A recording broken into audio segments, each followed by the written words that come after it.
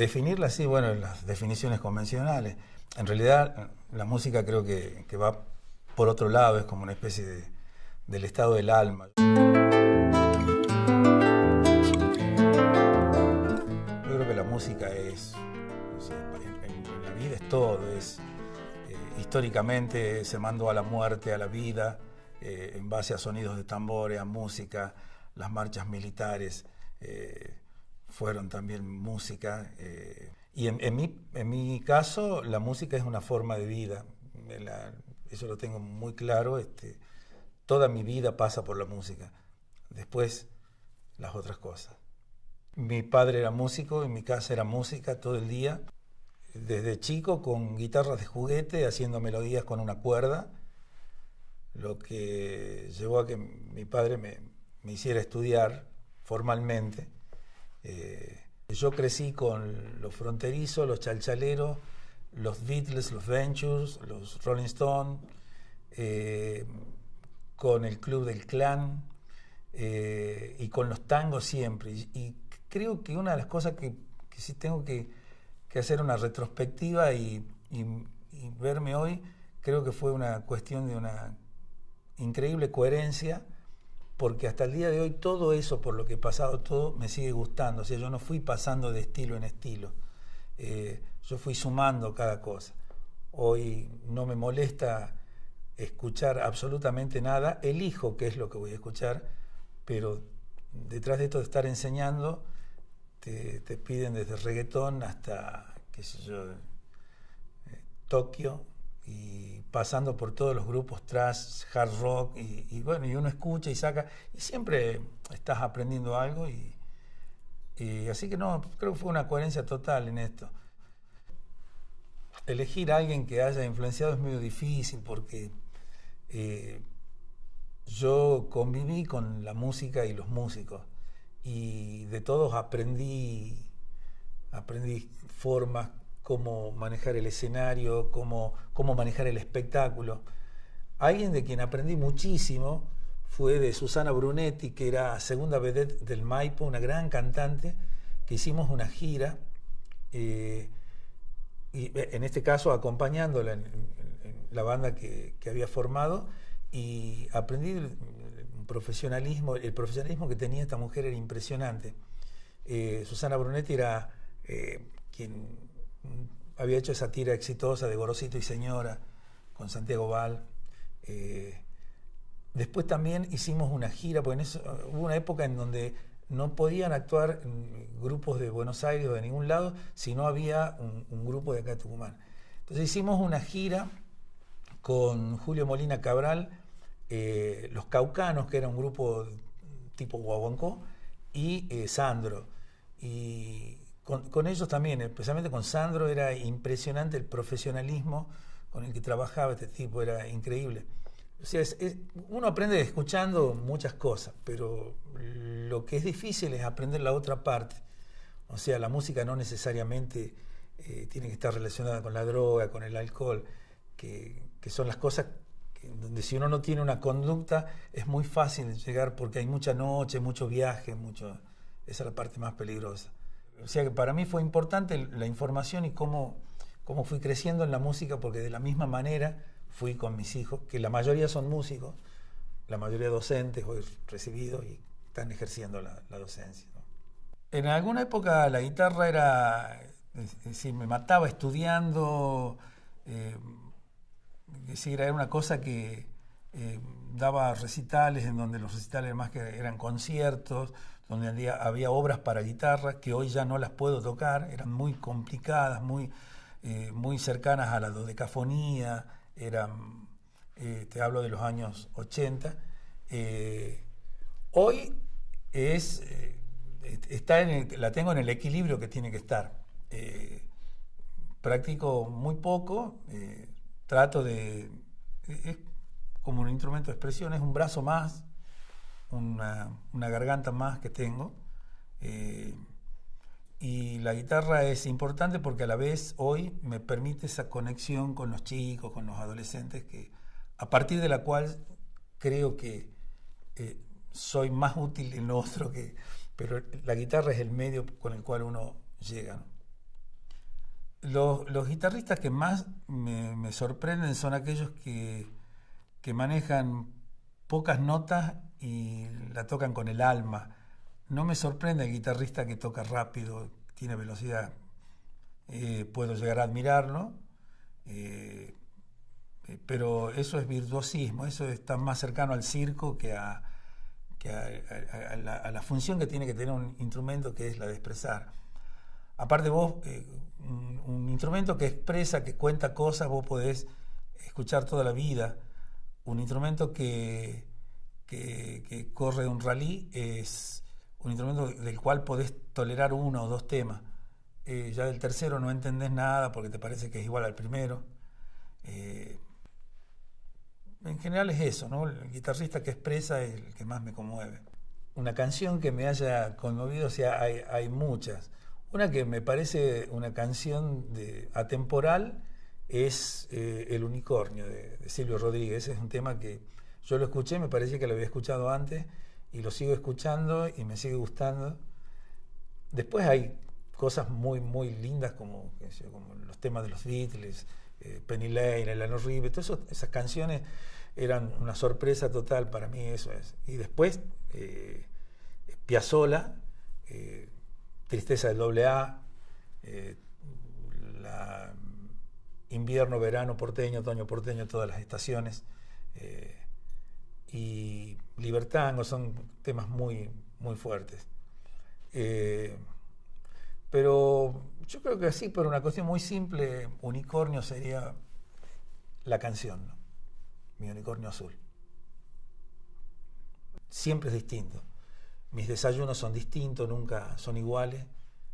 Hoy, por ejemplo, es un día distinto. Y siempre lo que va a ocurrir es tan mágico porque ya no depende de mí, depende de quienes vienen al taller. Y eso genera momentos distintos y generalmente muy lindos y que te potencian enormemente, porque trabajar con niños es lo más hermoso que te puede pasar, te dan una energía total, siempre ocurren cosas distintas y bueno, es muy lindo, muy lindo. Un día en mi vida es lo más hermoso que me pueda pasar.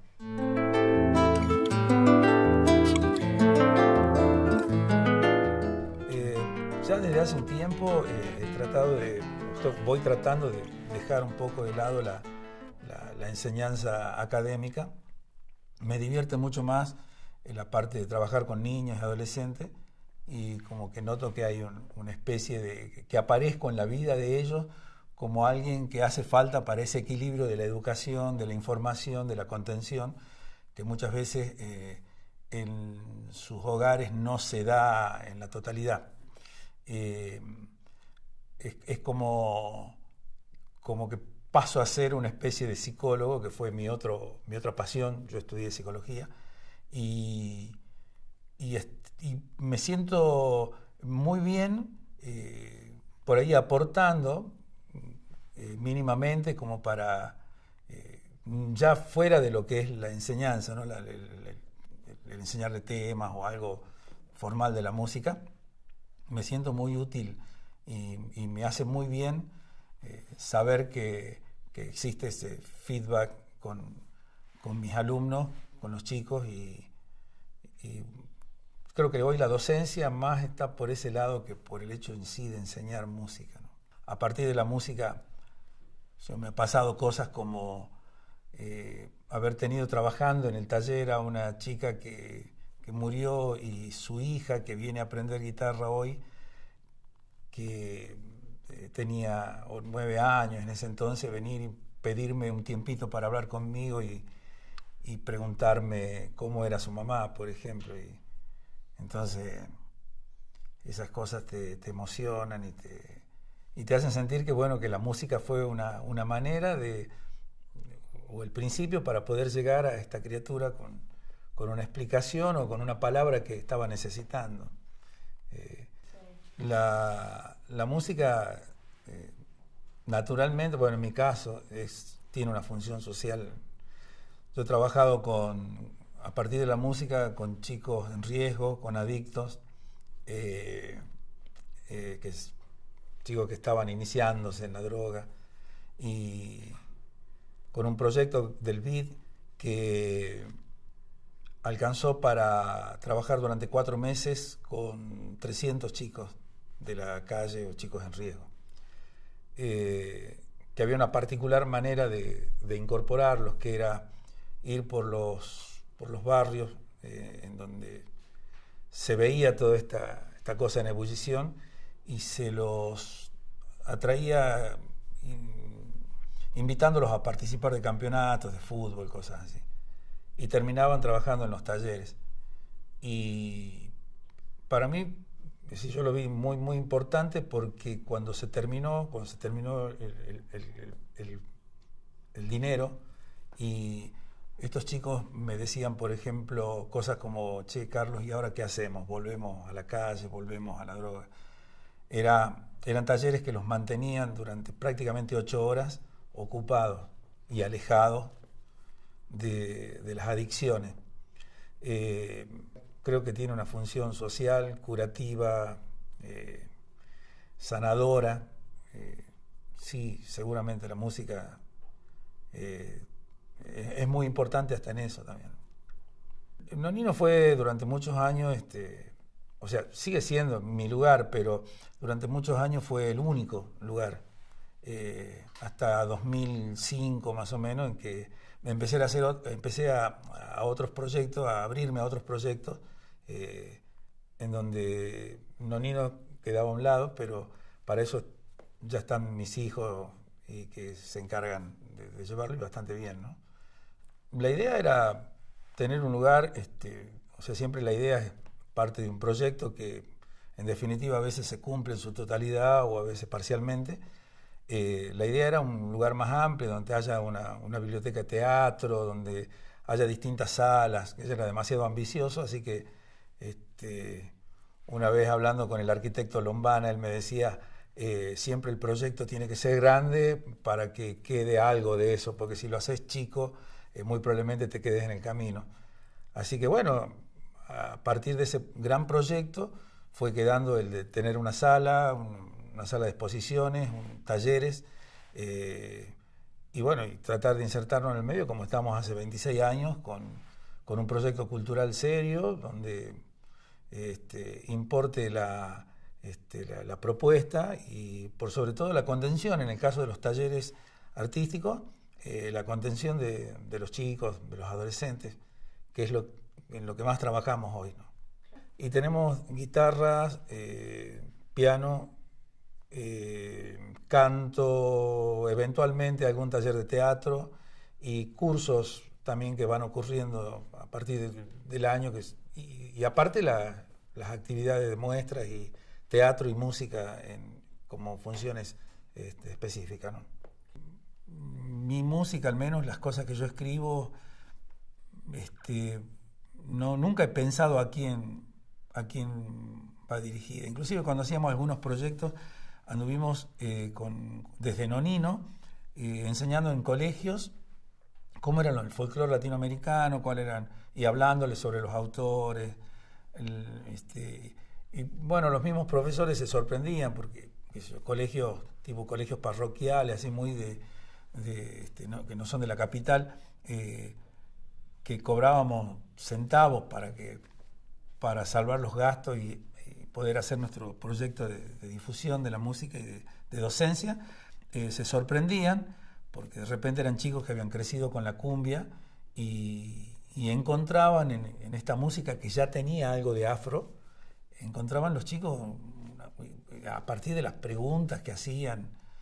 O sea, me acuerdo una vez, la primera pregunta que hizo un chico fue, bueno, los actores salían con calzas, medias blancas, calzas, y una obra más o menos con una ropa que hablaba sobre las invasiones inglesas. Y la primera pregunta que tiró un chico fue si no nos daba vergüenza vestirnos así, por ejemplo. Así como hay otros que la encaraban por el lado de la historia, que lo que había pasado, que le contemos. O sea que, bueno, es impredecible lo que pasa con la música, cómo qué es lo que uno hace y cómo la puedan recibir. No la dirigimos en particular para nadie, ¿no?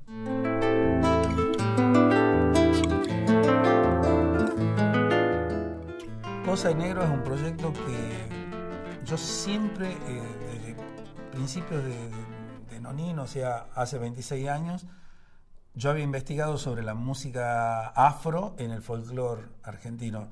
Había una pequeña investigación así muy por encima de lo que ha ocurrido. En el año 2004, Viviana Taberna me propone, o sea, me pide el material que yo tenía y si me interesaba formar parte de ese proyecto. Ahí es donde como que dejo a Nonino en un costadito y comienzo a trabajar ya profundamente en la investigación y de la presencia afro en el folclore latinoamericano. Entonces, de empezar desde lo latinoamericano, fuimos en los últimos espectáculos ya a ver lo que pasaba en la Argentina, en realidad. Cómo desaparecieron los negros,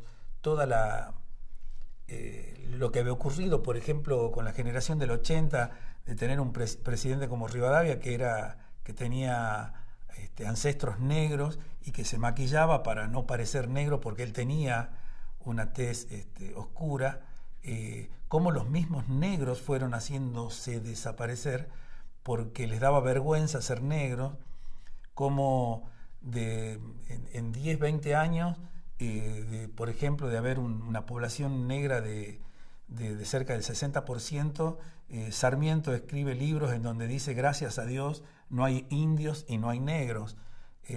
O sea, algo había pasado, inclusive desde los mismos negros, ¿no?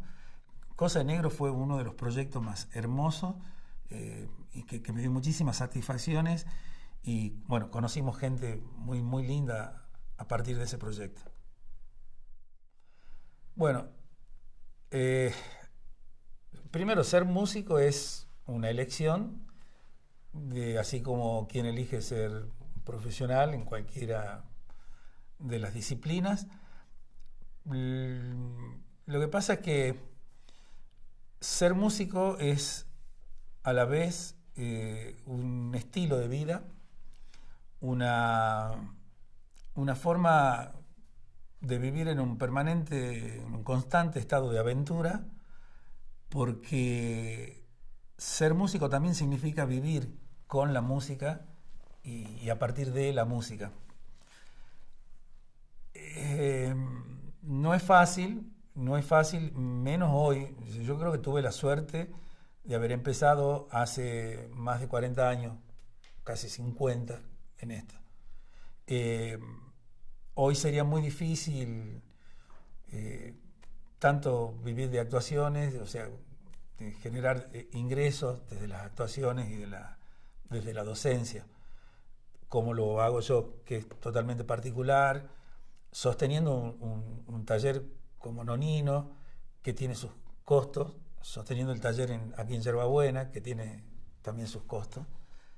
Entonces, no es lo mismo que ejercer otro tipo de profesión.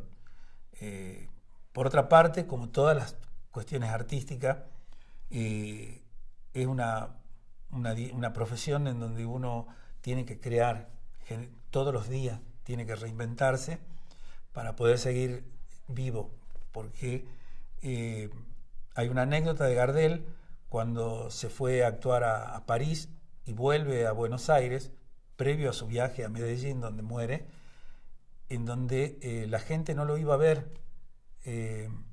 Eran muy pocos los guitarristas que podía usar porque no le alcanzaba para pagarle, y él decía, te vas de 2 días, una manera figurativa de decirlo, y se olvidan de vos, nadie se acuerda de vos. Entonces acá todos los días tenés que reinventarte y hacer algo porque también el medio, aunque no es mediático, pero también te fagocita y si es posible sacarte del camino, lo hacen.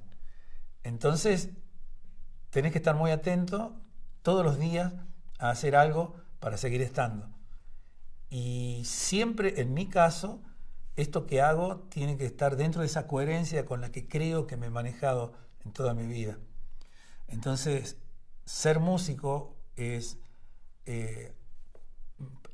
para mí es algo, sí, es lo que hubiera querido ser siempre y lo que seguiría siendo y lo que voy a seguir siendo porque me da todo. O sea, no me deja estar, me da afecto, me da cariño, he tenido muestra de solidaridad inmensa con un problema que tuve este año. No podría hacer otra cosa ni elegiría hacer otra cosa que no sea hacer música y ser músico.